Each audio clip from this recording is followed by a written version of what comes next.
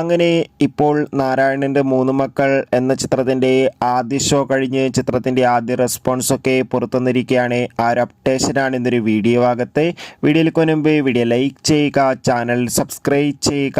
ജനുവരി മാസം അങ്ങോട്ട് ധാരാളം ചിത്രങ്ങൾ OTT റിലീസ് ചെയ്യും.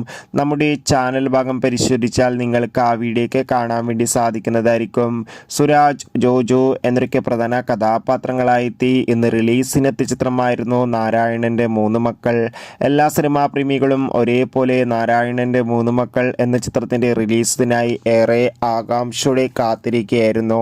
ഫൈനലി ചിത്രത്തിൻ്റെ ആദ്യ ഷോ ഇപ്പോൾ കേരളത്തിലെ വിവിധ തിയേറ്ററുകളിൽ അവസാനിക്കുമ്പോൾ ചിത്രത്തിന് മികച്ചൊരു പോസിറ്റീവ് റെസ്പോൺസ് തന്നെയാണ് പുറത്തുകൊണ്ടിരിക്കുന്നത്. ചിത്രം കാണുന്ന സിനിമാ പ്രേമികളെല്ലാവരും ഒന്നടങ്കം പറയുകയാണ്, നാരായണൻ്റെ മൂന്ന് മക്കൾ എന്ന ചിത്രം മികച്ചൊരു തിയേറ്റർ എക്സ്പീരിയൻസ് നൽകുന്ന കോമഡി എൻ്റർടൈൻമെൻ്റ് ആണെന്നും ചിത്രത്തിൽ നമുക്ക് ജോജുവിൻ്റെയും ഒപ്പം സുരാജിൻ്റെ മികച്ച അഭിനയം തന്നെ കാണാൻ വേണ്ടി സാധിക്കുന്നുണ്ടെന്ന് റിപ്പോർട്ടുകൾ സൂചിപ്പിക്കുകയാണ്. കാത്തിരിക്കാം. Bye bye.